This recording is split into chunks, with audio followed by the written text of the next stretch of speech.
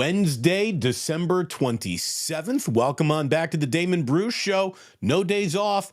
A lot of fill-in hosts in the world. A lot of bad shows out there. A lot of network radio out there. It's all garbage. It's good to have you here. Thank you very much. Thank you for coming on back. I'll tell you, man, Niner fans, it's been a rough week. It's been a rough week. I can see it in my views. Oh my God, the traffic has crashed on the channel. I mean, we were lots of views, lots of excitement. Then everyone's like, oh man, I need a few days off from the 49ers. I get it. Everyone can use a few days off, but no days off. We go forward. It is good to have you here. Thank you for joining me. So many regulars in the room. Great to see you all. Your loyalty, your love, I feel it. I really do. You're all the best. Skills report, Sam Bruno, Mike. We got La Professora, True Blue Forever. We got Stacy. We got AJ Cruz. We got Irwin. We got everybody in here today. And I don't have the ability to show it to you, but I can track back here just on my phone. The skills report dropped a $5.97 super chat that said, last night I dreamed of the late Richard Belzer. I played piano and I flushed perfectly good clothes down a toilet. Here's some money. All right, so we're already into the ganja jar early this morning, or we're there late last night, and look at the dreams that you had. Thank you for sharing. It's a safe space in this community. You can share how weird you are over here and feel good about it. It is really good to have you here. Thank you very much. Thank you very much to Otis Bird and all the regular. I mean, it's great to see so many names. Ike, he's saying it. No days off, baby. What do you think? People don't want sandwiches? He's going to work. I'm going to work. People need this sports talk. You're going to get this podcast. By the way, the podcast, views might be down. Podcast listens are up. Most amount of podcasts downloaded ever for me in a single month, and the month isn't over. So I thank you very much for doing that. We got Michael say we're just looking our wounds here as we go. Yeah, I get it. That was a rough loss to the Ravens. Old Dirty Hungus. Good morning, you filthy animals. Good morning to you. Good morning. Sip of the day right off the rip. I mean, there it is. That was a good one. I planned that one. It was going to come up early today. I could just tell by the time that the coffee hit the stove this morning. Anyways, we have for you today Kyle Shanahan's personal quest to win a Super Bowl. Now, obviously, this is very much a professional quest, but it's more than that for him. It's personal because it's the family business. Coaching football is the appointed Shanahan family business. His daddy did it, and he's doing it too. And he's doing it with great regard, a ton of respect, but he is short of the ultimate prize. For a great mountain climber to say they are a great mountain climber, they have to summit the mountain. And Kyle needs a Super Bowl. Probably more than any other coach in the NFL needs their Super Bowl. He is the next in line for all right, if you are who we think you are, you got to go ahead and win this. But he's under no professional pressure. And when I say professional pressure, I don't mean how his peers regard him or how those in the league regard him. The coaching brotherhood is a small brotherhood. There aren't many of them in the world. Being an NFL head coach, there is a better chance you're going to be a congressman than an NFL head coach, just mathematically, right? I mean, it is not an easy job to attain. So there's always pressure to get there, to perform, to look good, to do yourself right. But a lot of coaches have to win just to keep their jobs. Kyle Shanahan, as much as he needs a Super Bowl, cannot win a Super Bowl this year, and he's keeping his job. As a matter of fact, he has just agreed to a terms and conditions unknown contract extension, which means he is under no umbrella if you don't deliver this right now, you're out of here. Kyle Shanahan has an awful lot of job security, but the pressure for him to win a Super Bowl is so real, and you can see it on him. Again, the professional pressure is to only live up to the standards of the profession. Again, coaches know each other. They become envious of what others have won. And Kyle doesn't have that much to be envious about. He's won enough, but he hasn't won that ultimate prize. He's already got the third most playoff wins in franchise history, Kyle Shanahan. Only both Walsh and Seifert have won 10 playoff games in their careers as 49ers head coach. Kyle's already won 6 playoff games. He is the third winningest playoff coach in franchise history without the Super Bowl. He's already got the 4th most regular season wins as a 49ers head coach. Only Seifert, Walsh, and Buck Shaw, who was the franchise's first ever coach from 1946 to 54, won more regular season games than Kyle Shanahan. So he's already 4th. You know, I mean, he has done a spectacular job since taking over the 49ers and rebuilding this entire team on the fly. He really has. So there's no chance he's about to lose a job. That's not the type of pressure that he is under. He's got security out the wazoo. He really does. But his father's shadow, and only he really knows what that means to him, right? Only he knows what that really means to him. So I don't know how desperate he is to get out of his father's shadow, but every single son wants to do better than their parents, and that's how the world works. So there's obviously that. There's media criticism, which I can tell you, I think officially means less to him than it might other coaches, but it gets through. You know, Kyle can't pretend that he can avoid all the noise. I'm sure he hears the compliments about how the entire league has stolen his running game, all the things that Brian Baldinger will say about how good he is in a Baldy breakdown. There is no doubt that the information that you'd think, well, coaches tune that out. It still gets to them. But I don't think that that's where really the pressure is coming from. The pressure that Kyle feels is personal. He needs this. He doesn't need this for the Niners. He doesn't need this for his own job security. He doesn't need this for his family tree. He needs this. I really think you can see that on him. The man has been the 49ers head coach now for 7 years, and there's no doubt he's aged about 15 years in these 7 years. You can tell that this is wearing on him, that he knows that there is a special, good enough to get it done group, and all he needs to do is get them healthy enough and in the right game with the right opponent and get the right breaks, and my God, he could win a Super Bowl. Now, an awful lot of moving parts there, right? There's a lot of moving parts there.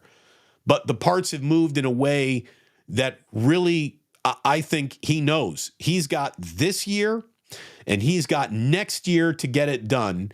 And if not done in those 2 years, he is back to the drawing board with a whole new plan around a whole new economic model, because Brock Purdy is going to get paid here at some point in time. Look, it ain't easy being a head coach in football, and it certainly isn't healthy. It can't improve life expectancy. You know, normally when people make millions upon millions of dollars, their life expectancy goes up, but that doesn't really happen in football. Like, the longer you are around to cash those NFL paychecks, the shorter you might be around on the earth itself. Football takes years off of guys' lives. And I don't even think it's all like CTE related, just the stress, the pressure, the lack of sleep, the bad nutrition, everything that goes into you are on the job almost 20 hours a day during the regular season. It's a brutal lifestyle. Kyle knows the time is right. It's right now. He's got the talent, and he needs this. Again, he doesn't need it for the Niners. He's not on a quest for 6. He's on a quest for 1.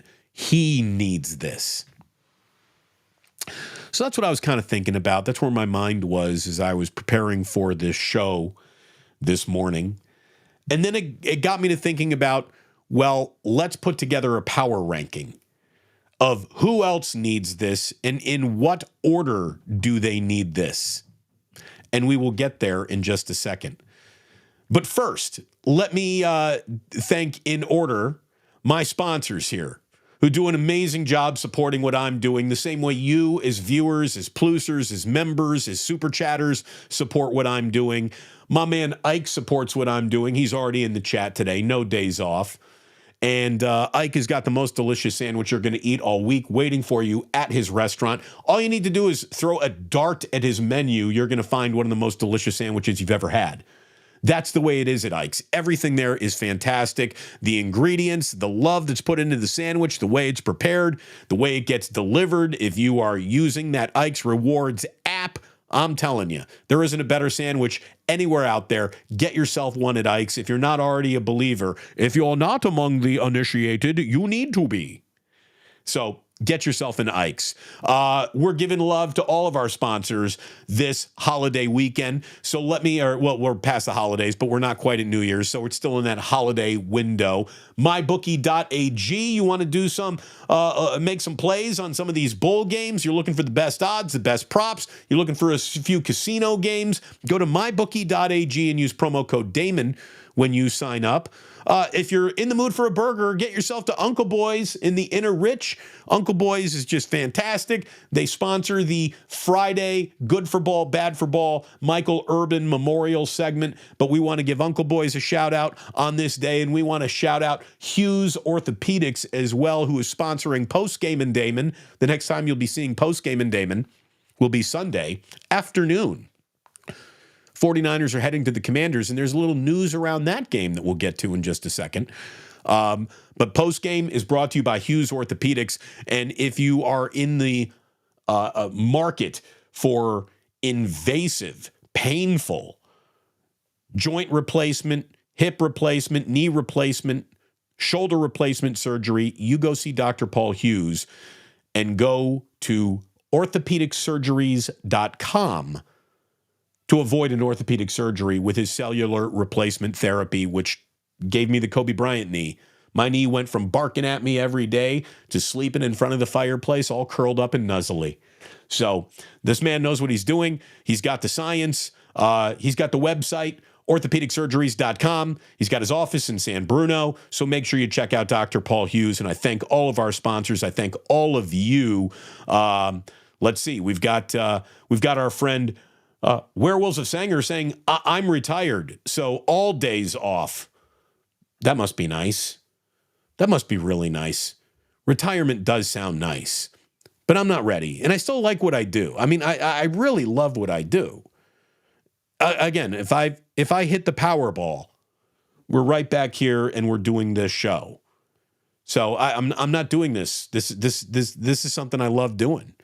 So I love doing it with you. Thank you for being a part of this. It means an awful lot. So we got our sponsors taken care of. I see you are out there super chatting just a little, and that's taking care of me. My buddy Mark Persante, thank you very, very much, Mark, dropping a $20 bill into the JJ Raider Ganja jar. We thank you very much, Mark. Appreciate that an awful lot. Let's see what else we got. I thought I saw a second one pop up, and indeed, I did. This is Mike Man.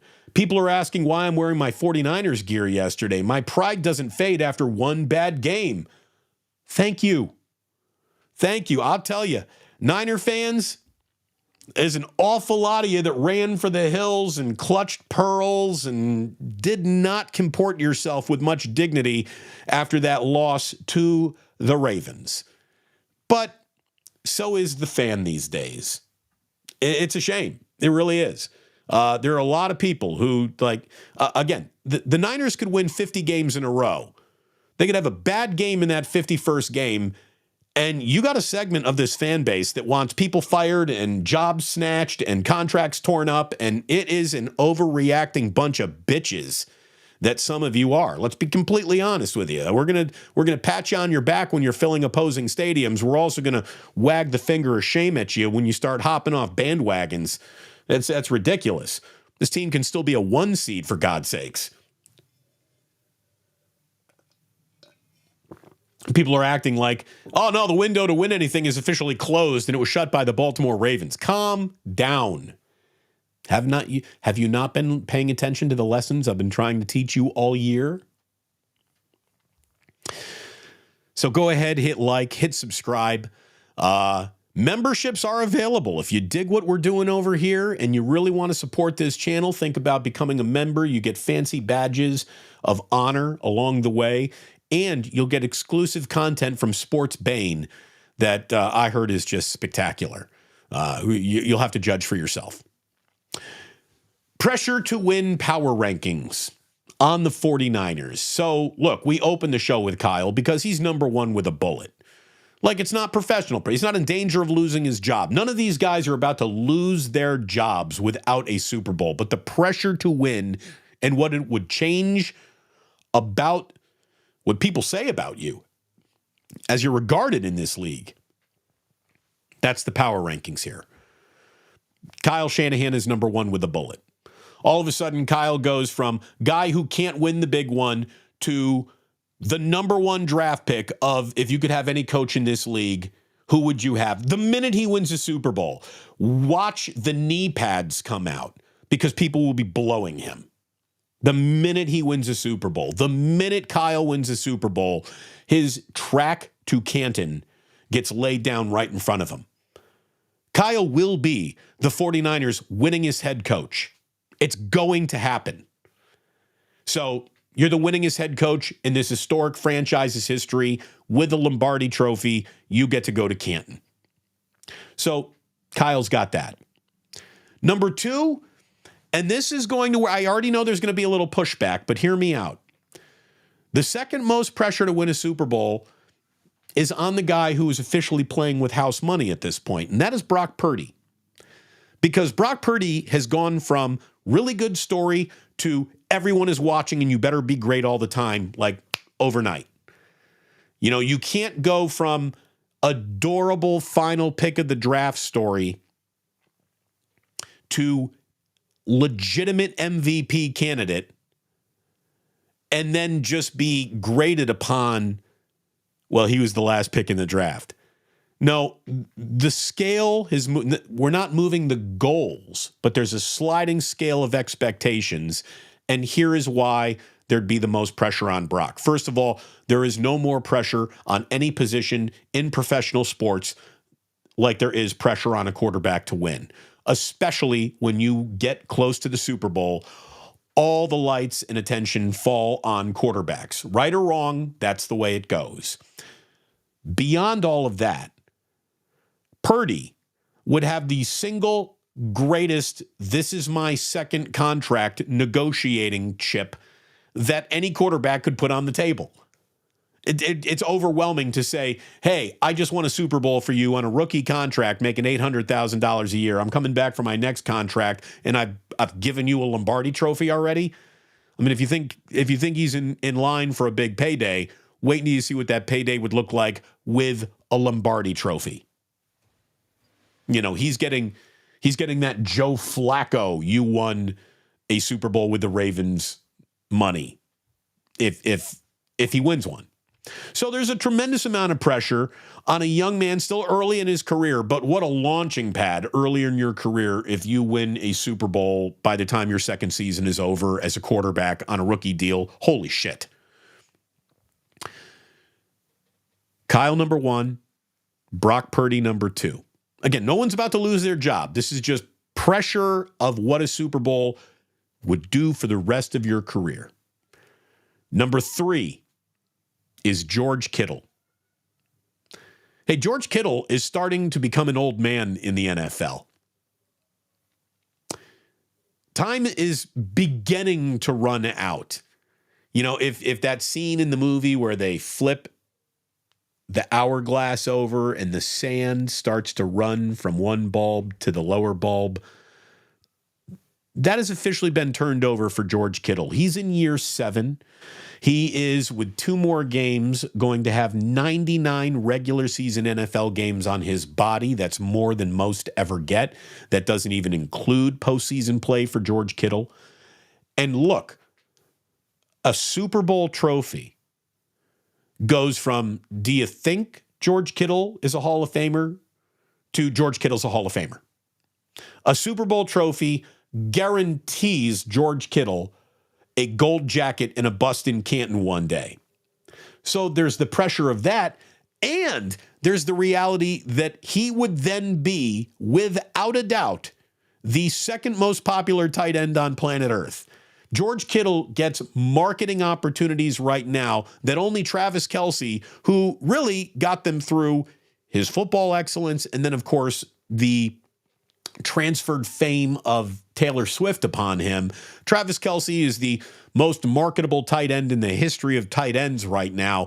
George Kittle would be second. He probably already is, but with a Super Bowl trophy, George Kittle is selling more than Zenni eyeglasses because he's such a great pitchman and he's so likable and people love George Kittle. The love for George Kittle would explode, the reputation for George Kittle, the business opportunities, and the trip to Canton would be guaranteed. So there's an awful lot of pressure on Kittle, who, again, is on the back nine of his career at this point in his career. Number 4, in terms of pressure to win a Super Bowl, because time is running out, it's Trent Williams. He can't have more than 1 or 2 seasons left in that body of his. So he's running out of opportunities to do this for sure. And he might not ever have a better opportunity. Again, he can be a great player as long as he wants. Was his quarterback healthy? Was the defense right? Was his team as good as this team is to win a Super Bowl? Opportunities like this don't come around very often in careers. This is the best chance Trent Williams is ever going to have to win a Super Bowl. So in the it better be now or never category, he is living there probably more than any other 49er. You know, the chances of him retiring are probably greater than any other 49er. So beyond all that, he's going to the Hall of Fame to the possibility of being a first ballot Hall of Famer. That's what a Super Bowl trophy would mean for Trent Williams. He's going to go to the Hall of Fame. Did you go to the Hall of Fame on your first ballot? That's what a Super Bowl trophy could do for him. I'm only going to go through 5, and I'm going to cheat a little because at 5, I've got 2 players tied. Both of these guys are established. Both of these guys are beloved amongst 49ers fans, and I'm going to tell you that both of these guys will be the first beloved 49ers that fans turn on if they don't win a Super Bowl in this window. Everybody likes Nick Bosa, and everybody likes Deebo Samuel. But if there's one thing I know about 49ers fans is they will turn on their own, and they will try to sound like they are smarter football fans by talking about cap space and pretending to be a general manager, and the knives will come out for the paychecks that belong to both Nick Bosa and Deebo Samuel. First of all, great players win big games in their prime. Both of these guys are in their prime right now. Nick Bosa is going to be bona fide with or without a Lombardi trophy. With a Lombardi trophy, that guy is officially on a Hall of Fame path. That guy officially eats in this town for free. With a Lombardi trophy, Nick Bosa will never have to hear a word about his paycheck or the amount of salary cap that is committed to a defensive end. He'll never have to hear not a word of it if he wins a championship. Same thing with Deebo. Deebo Samuel is being paid like a number 1 wide receiver, and he ain't one. He's a number 1 football player, but he's not really a number 1 wide receiver. Deebo Samuel, with the Super Bowl, gets to eat for free forever and gets the respect of the league given to him. Without that, he will morph into an overpaid gadget guy. So there's pressure on both of those highly paid players to get it done now. Because if it's not done now, their highly paid nature might make it harder to build the best team possible around them, and all of a sudden now they're getting the blame. Because I know how you fans think and work. I know you. I've been talking to you for years. You're not going to fool me. So there you go. There's my pressure to win power rankings. Kyle, number 1 with a bullet. Brock Purdy, George Kittle, Trent Williams, and then a tie in 5th spot for Nick Bosa and Deebo Samuel. Here's who didn't make the list. Christian McCaffrey didn't make the list because, Super Bowl or not, he's the best running back in football. He also wears the crown of baddest white boy in the game, so he's bona fide. He doesn't have to worry about anything. No one's ever said, this running back has to have a Lombardi trophy in order to be a great running back. Doesn't need to happen. Brandon Ayuk. Again, no matter what happens this year, Brandon Ayuk is about to get that bag in his next deal, Super Bowl or not, so there's less pressure on him. Fred Warner and Dre Greenlaw, all I can tell you about the two of them is that neither Patrick Willis nor Navarro Bowman ever won a Lombardi trophy, and those guys are regarded in this town as still two of the best that ever did it. I don't think their reputations are on the line in any way, shape, or form. The one guy who might have made the list, when I thought about it, because again, the sand running out of your hourglass and the possibility of a Lombardi trophy elevating you to Canton, Kyle Juszczyk.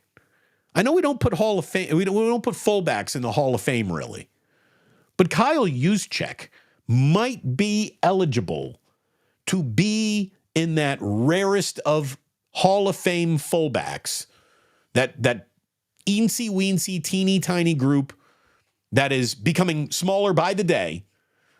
It's like advertising and radio and fullbacks. It's hard to see which is disappearing faster.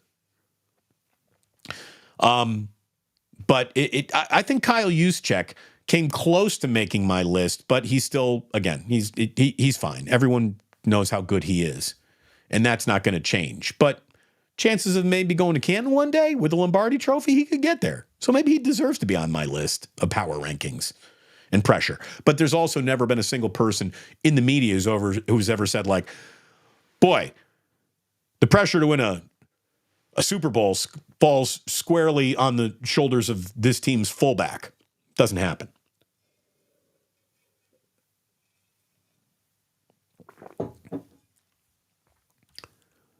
One last bit on the Niners before we move on to some other NFL news and just a little on the NBA. I promised Jillian I would keep shows short this week with both boys being off from school. I got to go up and corral monkeys. There's a lot of people who have said that, the 49ers got exposed by the Ravens. Brock Purdy got exposed by the Ravens. And, Kyle Shanahan got exposed by John Harbaugh. I don't think that happened, really. I don't think that happened. And if you do, I guess that's your right. But to me, everything offensively was going pretty well for the 49ers right until all those interceptions came up. And the first interception was 1,000,000,000% on Brock. The other 3 were unfortunate football incidents that didn't go the Niners' way. I'm not trying to absolve Brock of any responsibility there. Those are his interceptions. But you got 2 goofy tip drills. And it was weird. And his arm was hit, so there was a breakdown in protection on one of them. So, they're explainable. Oh, you're making excuses. Whatever. If you're going to accuse me of making excuses for trying to see through what those interceptions really represented, I need some people who are playing the 49ers got exposed and Kyle Shanahan got exposed and everything got exposed and exposed and exposed and exposed. You need to look at some of the evidence that shows that Kyle did have a pretty good game plan and things were going really well until the turnovers came. In the first half, I saw this from Akash Enavaranthian, who I got to get back here on the channel. In the first half, the 49ers ripped off the following chunk plays against the Ravens. Kittle had a catch for 58 yards. McCaffrey had a rush for 14 yards. Ayuk had a catch for 18 yards. Kittle had another catch for 20 yards.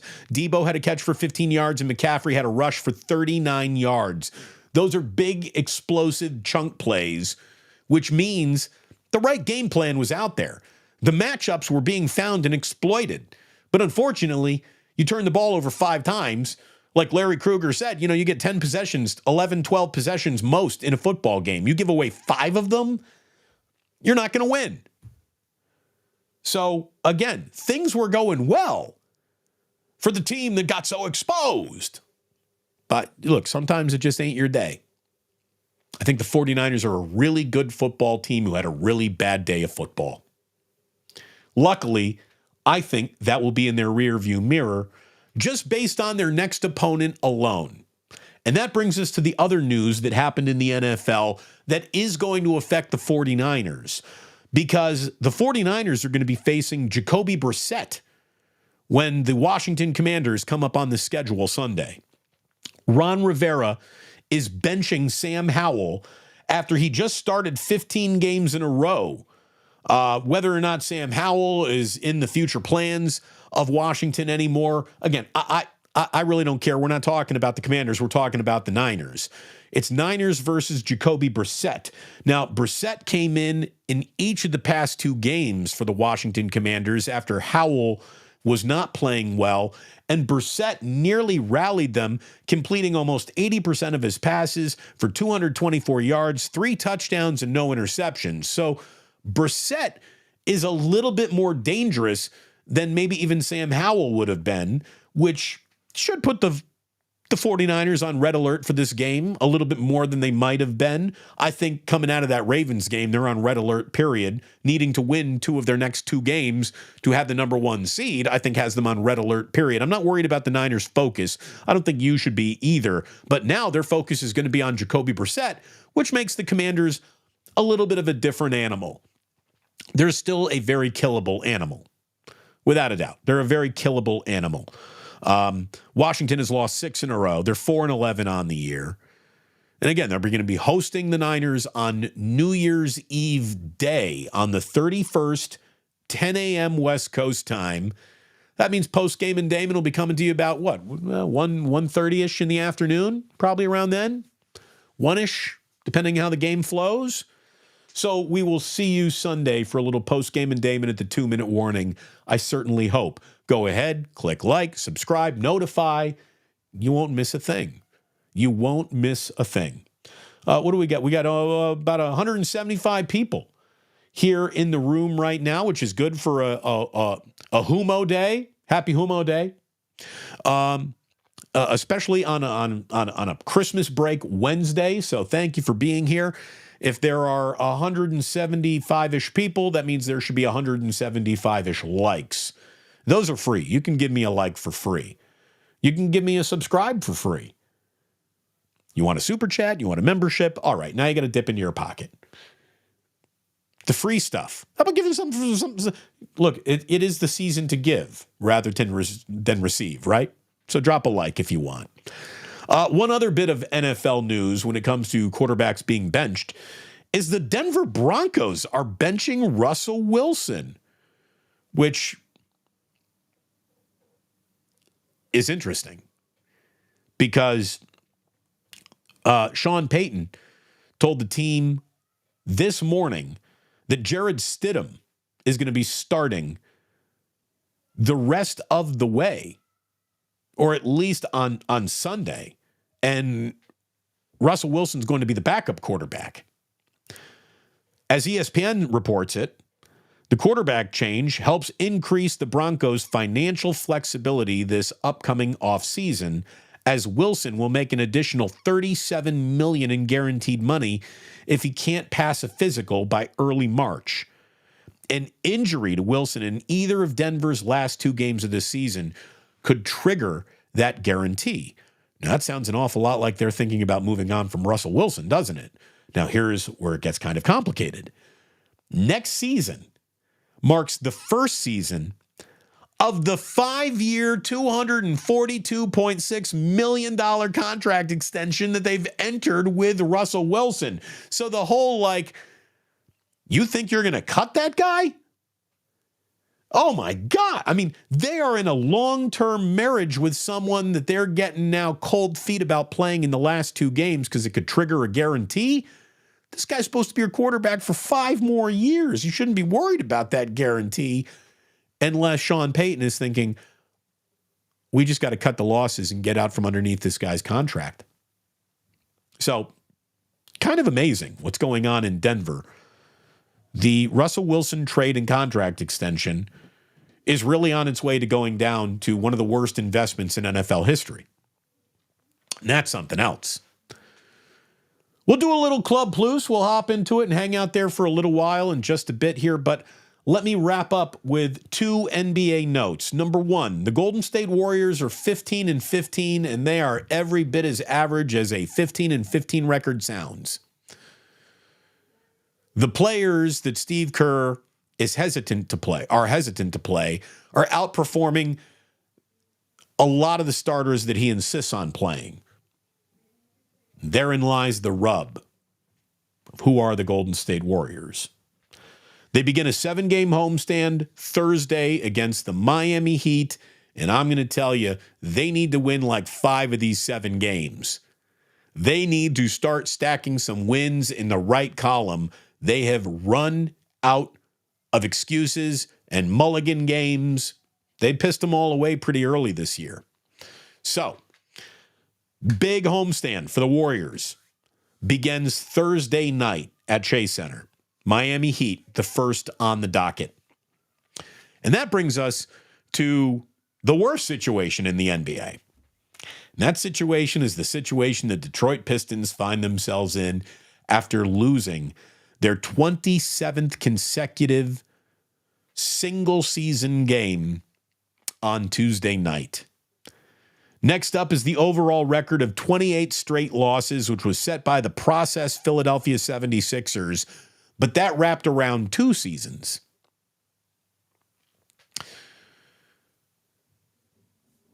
It's bad.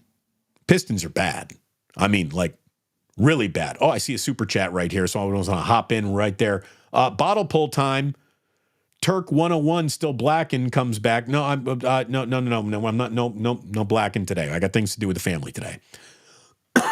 Still trying to get over this too. You want to talk about a bad contract? Well, Russell Wilson is up there. How about the contract of head coach of the Detroit Pistons, Monty Williams? Do you see this? Monty Williams is 30 games into a 6-year deal that is worth $80 million. He's 30 games in, and he's lost 28 of those, including 27 in a row. Dude, Monty Williams needs to be fired. 30 games into a 6-year deal. He ain't right for that team. That team ain't right for him. Monty Williams wasn't right for what the Suns were doing. I mean, I don't know. I don't know what to tell you about Monty, but it ain't working. Good God. And Sporticus says CMC is also without a Super Bowl. Yeah, but he doesn't need one. He's regarded as the best at what he does in this league with or without one. His contract is signed. It's guaranteed. He's dating a former Miss Universe. McCaffrey doesn't need a Super Bowl. Of course, he wants one. It would add value, but there is no Christian McCaffrey didn't get a Super Bowl, and now we're subtracting value from him. So I see people want to talk. People are all up in this chat. It's flying. It's moving. So let's get to it. I thank you so much for watching, for listening on the podcast, where I'll let you go by, if you are listening, letting you know that sports don't build character. They reveal it. And like that, he's gone. By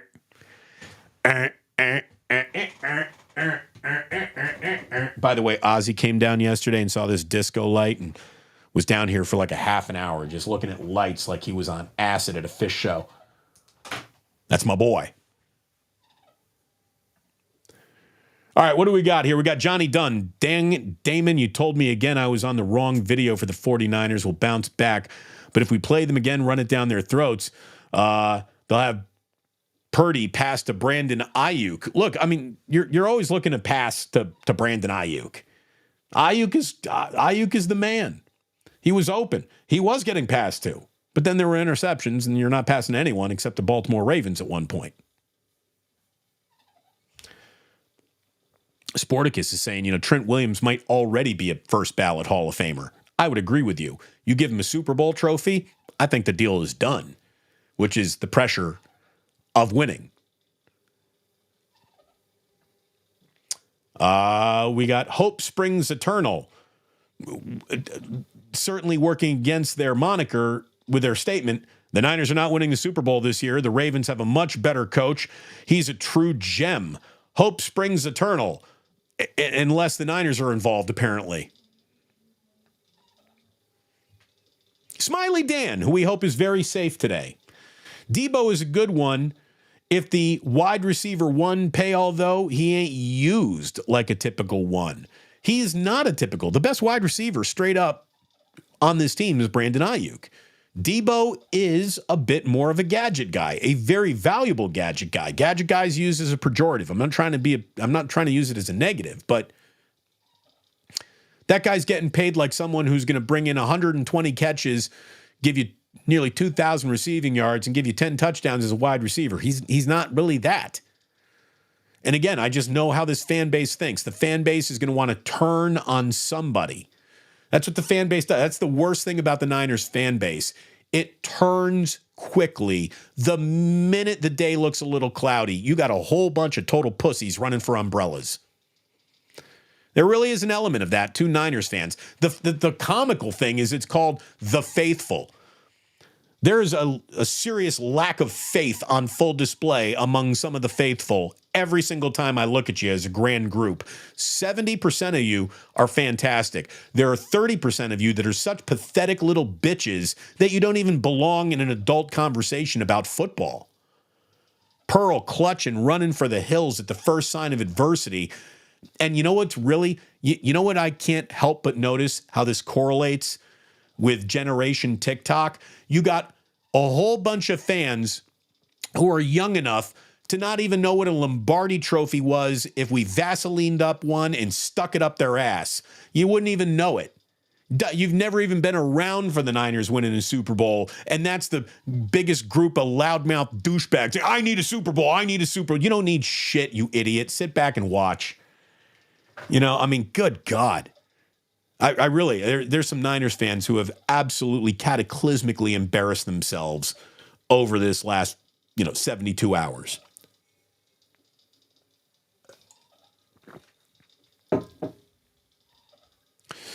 What else we got going on here? Brand new. Exposed. Yeah, but they weren't.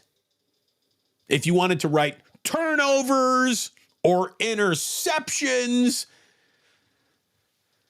in all caps with space in between your letters, it would make more sense. But again, how are you getting exposed when you are running chunk play after chunk play after chunk play? Kyle Shanahan, how about this? Here's how you should operate. It is disappointing that Kyle Shanahan doesn't have come from behind victories on his resume. He also clearly knows exactly what the fuck it is he's doing and is one of the most successful to have ever done it for this franchise. And to treat him like anything other than that means you don't know what you're talking about. But he hasn't won a Super Bowl and I want a Super Bowl, which makes you the least interesting football fan in the world. Every football fan, even the ones who showed up today, won a Super Bowl. So it makes you not special. I've got higher standards than you do. Oh, God. To your CMC point, Dan Marino and Charles Barkley didn't need championships to be bona fide Hall of Famers, yet it is mentioned a lot after their careers were over. I have never heard a singular running back ever attached to, well, they won a Super Bowl or didn't win a Super Bowl. Like the position doesn't come nearly with the whole point is football and basketball operate differently. So if you are in the great players of your basketball generation, most of those players win championships. It's just the way basketball works. Running backs are all situation based, and he will be Look at it this way.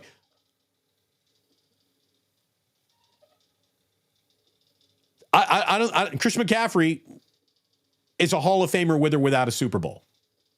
It can only boost his reputation. A lack of Super Bowl will not subtract from Christian McCaffrey's reputation.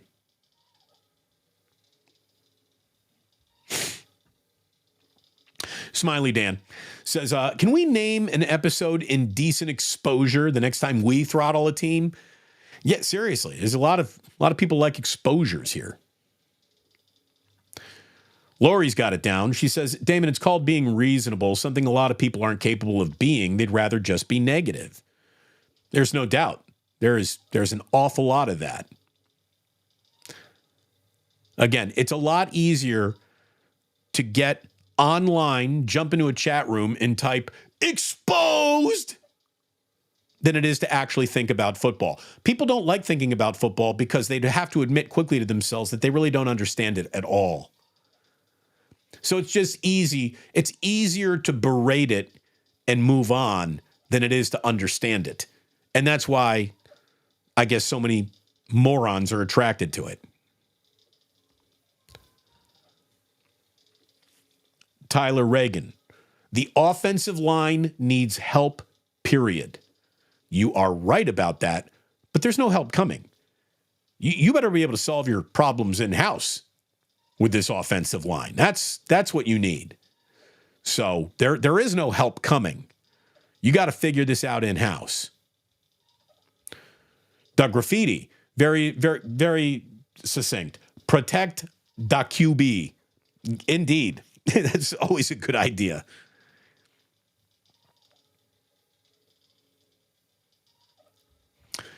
What? Grant warned you about Jimmy G Jr. Yeah, Grant isn't allowed to give anybody any warnings.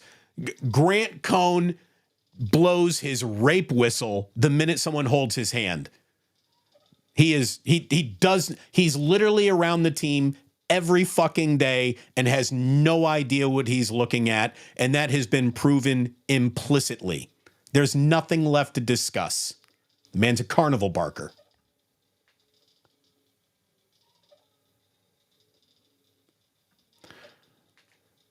JJ Rader says Rivera's saving Howell from himself. He was on pace for the record of sacks in a season.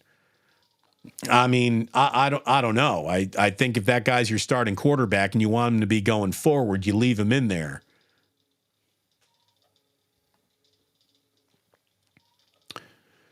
The Chicago Gooner, DB, the best in the business. Well, thank you very, very much. I hope we have your business as a subscriber.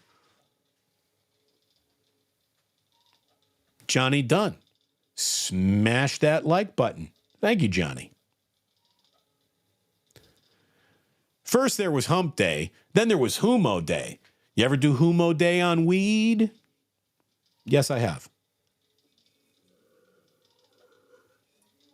Let me tell you, I can't wait for the Spilkus to get out of me. I haven't put one in the air in a while now.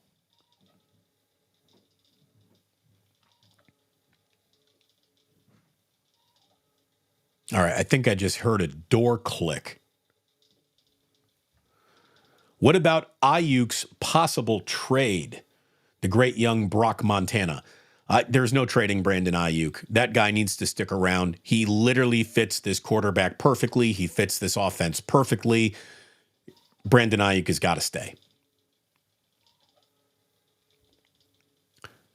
Wait a minute. Do we have is it Michael Chan's birthday? Or is he just saying I share the same birthday as Brock Purdy? Now you got me Googling. Is today Brock Purdy's birthday? It is. Today's December 27th? It is. Michael Chan, it's your birthday? All right, then. You know the drill. Everybody wish Michael Chan a happy birthday, and the man who wasn't going to take a shot does a birthday shot for Michael Chan. That's the way it goes. Here we go. Cheers, Michael. Happy birthday.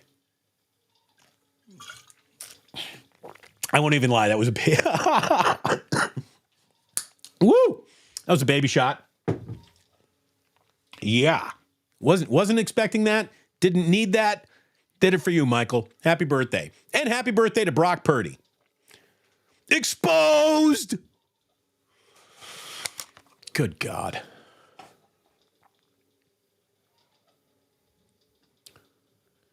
What do we have? We shout out to all my fellow post-Christmas birthday peeps. Is it La Profesora's birthday too? Or is that coming up? Good God. And by the way, you can tell that school's out because La Profesora is in the chat. Always good to see her. One of our OGs. And when I say OG, I'm talking back to sports phone days.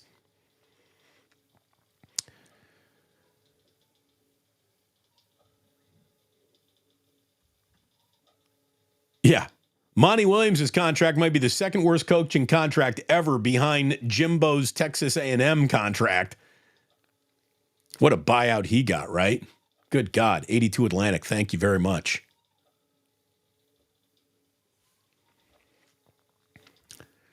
Wow. This puts things in perspective. Sporticus, this is why I love sport. You're an OG, Sporticus. The Arizona Diamondbacks have won a game more recently than the Detroit Pistons. Let that sink in for a minute. Wow. Wow. True Blue Forever, by the way, says maybe they should play James Wiseman. Here's all you need to know about James Wiseman. That guy's not getting another NBA contract, and he can't even get regular minutes on a team that has lost 27 in a row. Guy's got an NBA body and the heart of a Boy Scout. I mean, actually, Boy Scouts are pretty tough. James Wiseman here's the problem with James Wiseman. He didn't want to play basketball for a living. He's just big and was kind of forced to his whole life. He doesn't want it. Or he can't do it. But either way, it ain't good. Nathaniel Richards says all these birthday wishes mean that it's my mom's birthday on Saturday. Nathaniel, you better remember your mom's birthday. Indeed. The giraffe. The Gaffla. The giraffe. Sorry. DB, when does JT the Brick come back? Yeah, we got to get JT the Brick back. I was actually on his show yesterday. He was doing a Mad Dog Radio shift. And I joined him yesterday, and it was good to catch up with him on the air, and we will have him back soon. The only thing I know is that the Raiders seem to have a little something under yet another interim head coach. Antonio Pierce has probably done enough to get that job. Is Mark Davis going to screw this up again? Is he going to screw this up again? Don't put it past the Raiders to not fuck anything up. It's what they do. It's the brand. They will screw it up. If given the opportunity to screw it up, they will screw it up. Let's see if they don't screw it up this time.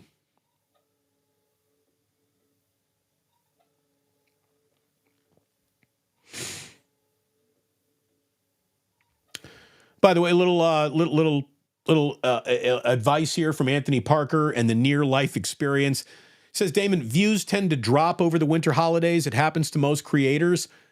I hear you, but there's no doubt there is a correlation of, the Niners lost. I'm taking a few days off now. There's no doubt.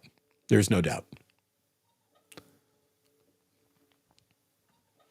Laura says, Damon, do you think the Cardinals will win over the Eagles in Philadelphia?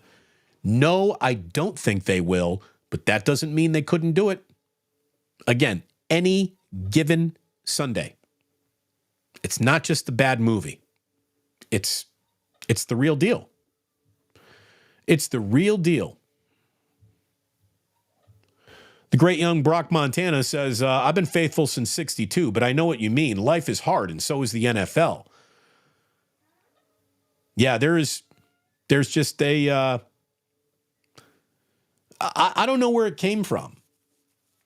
I don't know where the dumbing down of sports became so prolific that you got to weed through it and swim through it like seaweed in the ocean. But it happened.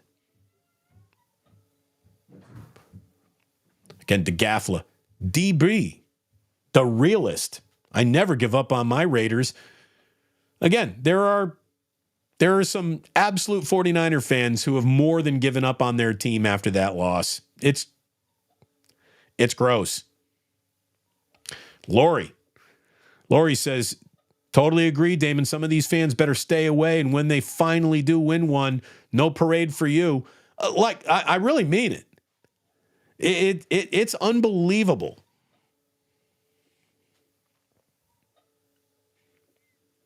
Again, not everyone is meant to be a football fan. Football's not for everybody. I know everyone tries to pretend like, oh, I like this team. Here's the thing. If all you think that really matters is the Super Bowl, you shouldn't watch a single game until the Super Bowl. You should turn it on at half. You should turn it on in the Super Bowl at the coin flip. And unless your team is in that coin flip, you should then just turn it off.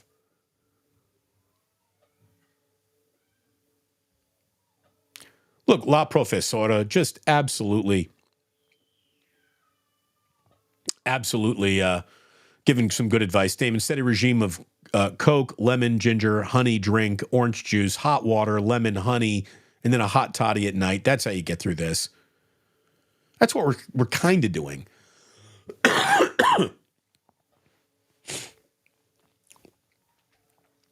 Paul Coffey says, Tom Brady had 6 games with 4 interceptions or more.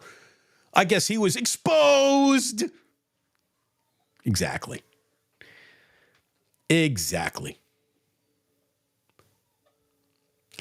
Postman in Capitola.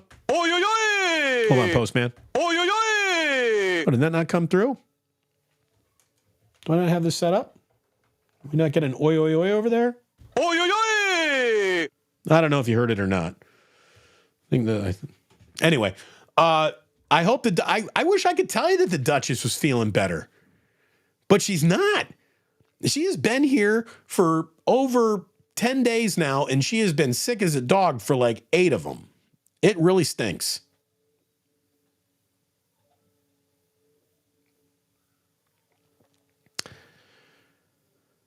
So, yeah. If anyone thinks Shanahan is gone or thinks Purdy isn't our guy, you need to put the crack pipe down. Thank you very much, Johnny. Again, Barry Sanders, right? That's all you need to know. All you need to know. Barry Sanders, look at how bona fide that guy is. Didn't win a championship. No one ever holds it against him.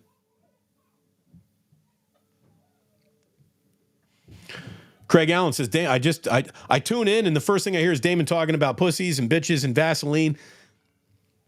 Hopefully that's why you come back. No other show can sound like this one. Oh, I hear a rumbling above me, which means we got wild kids happening. And I told the wife that I would be up there to help with the wild kids today. You're right here. Damon has not been safe with all the spilkus. Yeah, I've been staying away. I can't wait to be safe again. Everyone likes some safety in their life. All right, so it's Brock's birthday. It's Michael's birthday. Michael, you got your birthday hat. Everybody, we're caught up to the part where everybody's wishing Michael a happy birthday. I like that. I gotta tell you, I can feel Jillian texting me right now. I just know she is. I want to thank Roman Sanchez for a super chat saying the fan base is still split from the Jimmy days to Trey Lance and now Purdy. The content creators are to blame. Why hate our quarterback? He had one bad game. Again, there shouldn't be a single content creator controlling the way you think about anything.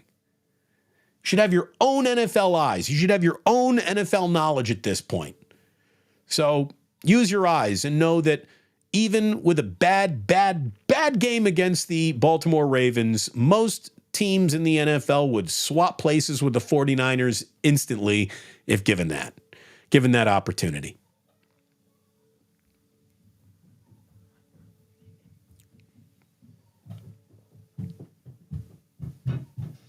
All right. I thank you all for being just incredible. You really have created this cool community where I talk so freely amongst you is because I'm amongst friends. Danny Golding TV throwing $5 down to say Brock born 3 days before Y2K. By the way, wasn't that the biggest no big deal in the history of that might be a big deal? Look at True Blue Forever coming off of Beastie Boy drops. I don't sniff the coke. I only smoke the Sensimilla. Love it. Rally on, Duchess. Everyone pulling for the Duchess. We'll get the Duchess hopefully feeling better enough to come on down here. What are the talking heads saying today about the 49ers? I wouldn't know. I'm not interested in many talking heads and what they're talking about. Love for the Duchess.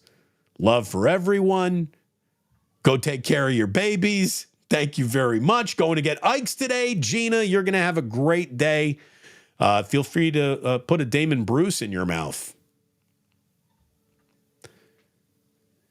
Isn't content creator other words for I just make shit up? Chef A. That's what I've been called a YouTuber. I've been called a content creator, and it breaks my former broadcaster's heart. Like even though that's what I do now, even though that's what I am, I can't admit to it. It sounds so beneath me. It really does. I'm a content creator. Oh, so it means you don't have no one's paying you to create content. You got to do it on your own now. Well, unfortunately, no one's paying anyone to really create content on the radio anymore. So you'd be nuts to stick around trying to do it over in a dying industry.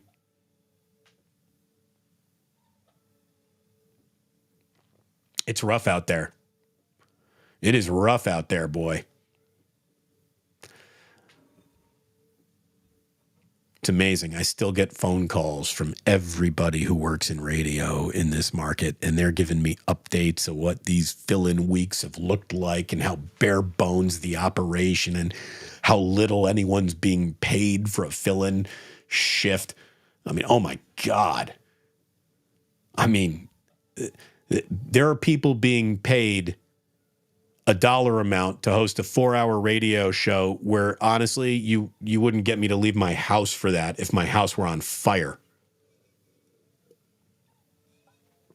And I need cash. But oh my God. I mean, every single data point coming out of the radio industry is this is a dying industry. And it breaks I used to love the industry. But here's the thing. It ain't even dying. This shit is pretty much dead.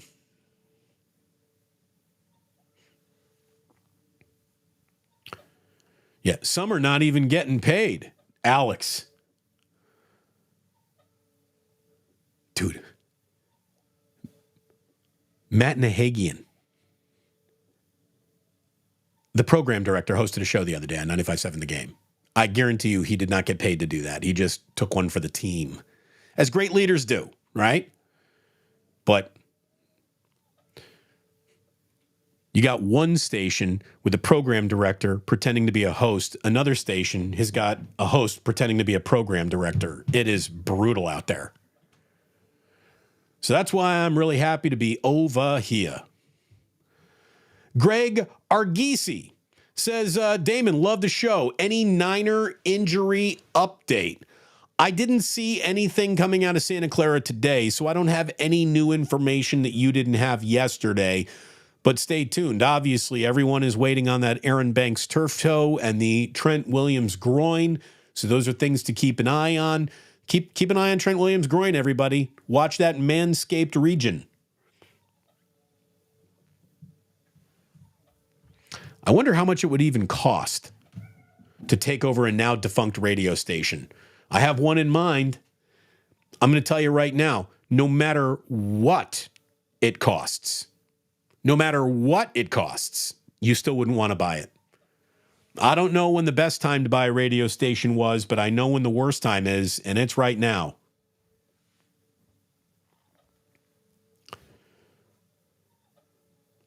Thank you very much for tuning in. Thank you for being a part of what we're doing, what we're building. Hit like, hit subscribe, hit notify. And again, memberships are available. What would a membership give you?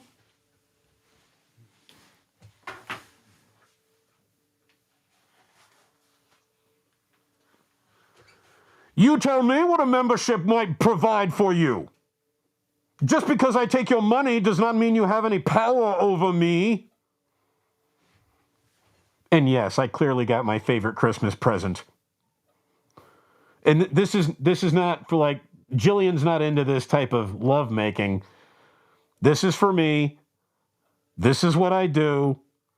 This is very much how I entertain myself. The fact that any of you might be entertained by this is incredible. If you'd like more sports bane, consider becoming a member.